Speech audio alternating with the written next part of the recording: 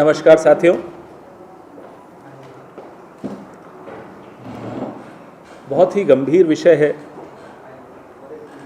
Facebook का जो एक प्रकरण है जो आप सबकी संज्ञान में है और हम लाते भी रहे हैं, लेकिन जो उसमें नए मोड़ आए हैं उस पर कुछ आपसे चर्चा करनी थी। फेसबुक और भारतीय जनता पार्टी जो रूलिंग पार्टी है, उनके संबंध कितने गहरे हैं उसके उदाहरण बार बार आप लोग भी हमसे साझा करते आए हैं, देश से और विश्व से, और हम भी आपसे साझा करते आए। पिछले साल अंखी दास के विषय पे हमने आपसे कई बार चर्चा की थी और ये सबके सामने आया था कि कैसे अंखी दास, जो कि भारतीय जनता पार्टी से जुड़ी हुई, कैसे फेसबुक में भारतीय जनता पार्टी से जुड़े हुए लोग बिल्कुल घुस चुके हैं फेसबुक के अंदर।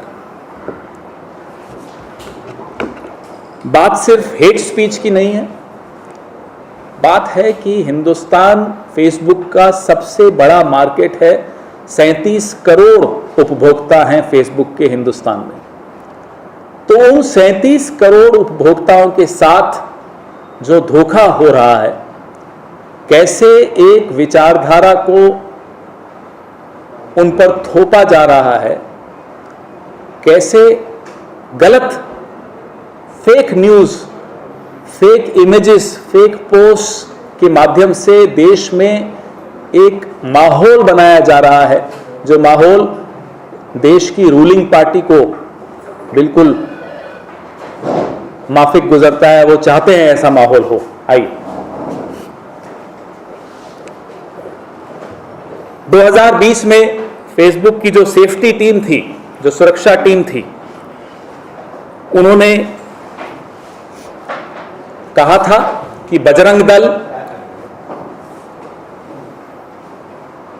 कुछ वर्ग विशेष के खिलाफ हिंसा को बढ़ावा देता है पूरे देश में, और फेसबुक बजरंग दल जैसी संस्था को एक खतरनाक संस्था घोषित करने वाला था, लेकिन उनको सलाह दी गई यह करने से देश की जो रूलिंग पार्टी है वो नाराज हो सकती है।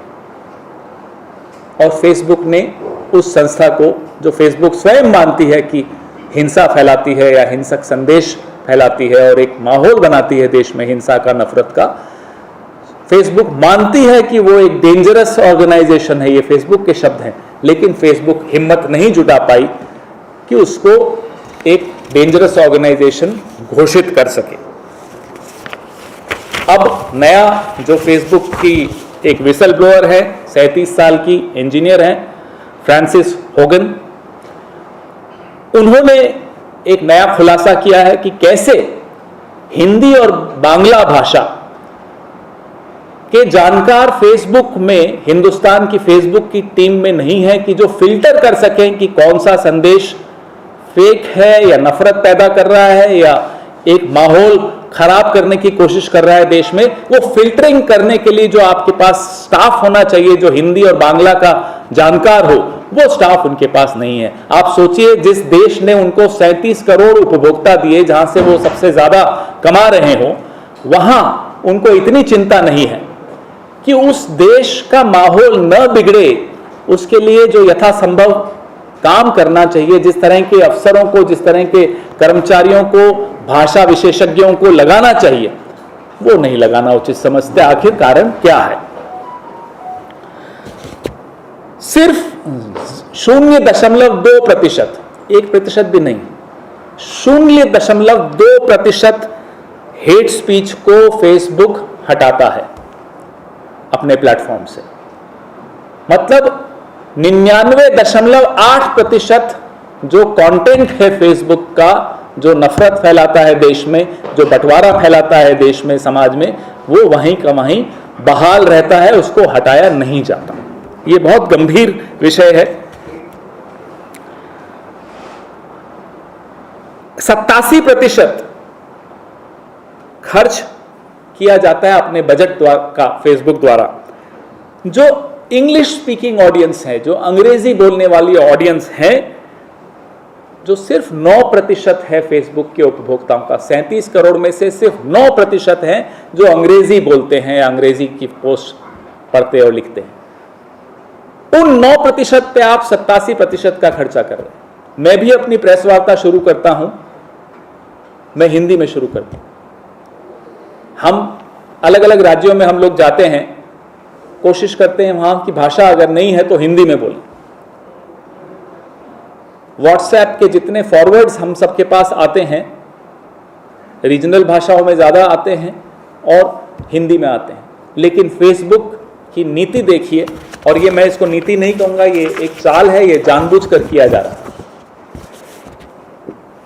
जो आंतरिक स्टडीज़ हैं फेसबुक की, उनकी अपनी, हमारी तो ऑब्जर्वेशन हो सकती है, लेकिन ये तो उनकी अपनी रिसर्च है, उनका अपना अनुसंधान है, उनकी अपनी स्टडी है, जिसमें ये स्पष्ट तौर पे कहा जा रहा है कि फेसबुक आरएसएस, बजरंग दल और उनके सहयोगी संगठनों का एक प्रॉक्सी एक तरह से बन गया है।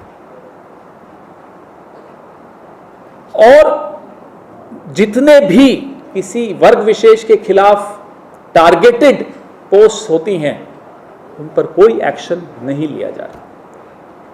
वो टारगेटेड पोस्ट इस देश की किस राजनीतिक विचारधारा को आगे बढ़ाती है या वो किस विचारधारा से स्पॉन्सर होती है, ये मैं और आप सब जानते हैं, उसमें बोलने की आवश्यकता है नहीं। लेकिन मैं फिर भी बोल रहा हूं कि आरएसएस और उसके संगठन, बाकी संगठन जो हैं, मित्र संगठन या उस छतरी के नीचे जो बाकी संगठन हैं, उन सब का एक प्लेटफॉर्म बनता चला जा रहा है फेसबुक। और अब इस देश में यह कहने में मुझे या किसी और को, हम जो यहाँ बैठे हैं, कोई गुरेज नहीं होगा कि फेसबुक हिंदुस्तान में एक फेक बुक हो गया है, जो सिर्फ और सिर्फ fake post, fake agenda further करता है, उसको आगे बढ़ाता है, वो बांटता है भारतीय जनता पार्टी और संघ के लिए। हम फेसबुक और भारत सरकार दोनों से यह जानना चाहते हैं कि जब यह स्पष्ट तौर पे आपकी जानकारी में है कि फेसबुक आरएसएस के बजरंग दल को डेंजरस ऑर्गेनाइजेशन या कि खतरनाक संगठन मानता है, फिर भी उस पर कोई एक्शन क्यों नहीं लिया गया, उस पर कोई कार्रवाई क्यों नहीं हुई, उसको घोषित करने से भी क्यों डर गए। एक तरफ ट्विटर पर तो भारत सरकार बड़ी मुखर प्रखर होकर बोलती है, तो हम यह भी जानना चाहते हैं कि सोशल मीडिया सेफ्टी कंप्लायंस क्या फेसबुक पर लागू नहीं होगा? क्या भारत सरकार के मुंह में दही जम गया है जब फेसबुक पर आता है? क्योंकि फेसबुक आपका एजेंडा चला रहा है, आपका नफरत वाला एजेंडा चला रहा है, आपका एक माउथपीस बन गया है।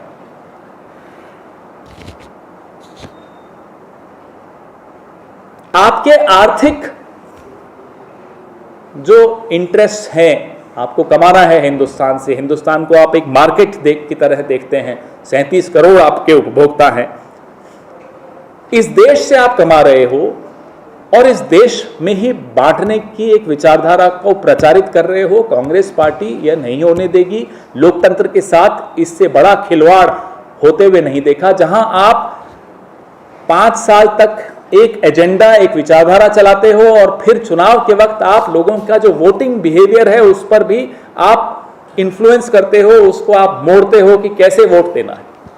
यह एक इलेक्शन फ्रॉड से कम नहीं माना जाएगा कि हमारे वोटिंग में भी हस्तक्षेप अगर हो रहा है तो वो फेसबुक या फेसबुक जो भी आप कहना चाहें उसके माध्यम से हो रहा है। हम एक जॉइंट पार्लियामेंट्री कमेटी की मांग करते हैं ताकि फेसबुक में की जो भारत में गतिविधियां हैं, कैसे वो भारत के लोकतंत्र के साथ खिलवाड़ कर रहा है, उस पर पूरी तरह से खुलासा हो और वो सबके सामने जाहिर हो। धन्यवाद।